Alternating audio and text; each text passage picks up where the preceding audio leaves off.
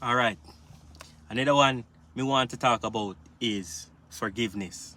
All right.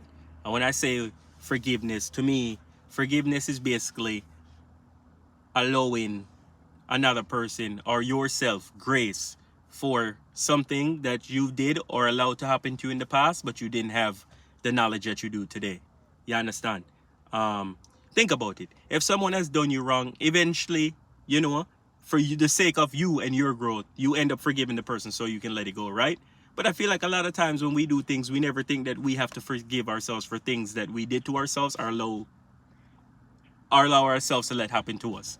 You understand? So for me personally, I think forgiveness starts with self. You understand? You need to be able to look in the mirror and say, self, I'm sorry that I let this happen to us. And from here on out, I'm gonna do better. And this is how I plan on going to do better. You understand? You have to really sit down and have a reason with yourself. And we know most people in that look and say, but me not talk to themselves, but me do.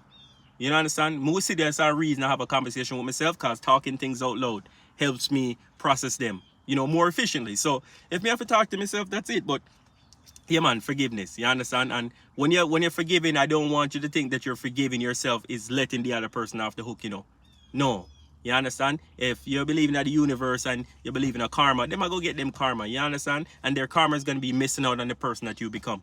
You understand? You don't have time. Like the other video me I tell you do not have time to get petty with people. You understand? Let your actions speak. Let the life you're living speak for you. You no longer need to listen to anything they're saying. They're behind you. You understand? So any comments they're gonna pass, any remarks they're gonna pass, it doesn't matter. That is behind you. You're leaving it. You understand? You're pushing forward to your journey, to your destiny, to wherever it is that you want to go. You understand? And forgiveness is about nobody else. I cannot say that enough. Forgiveness is not about anybody else. Forgiveness is letting yourself free.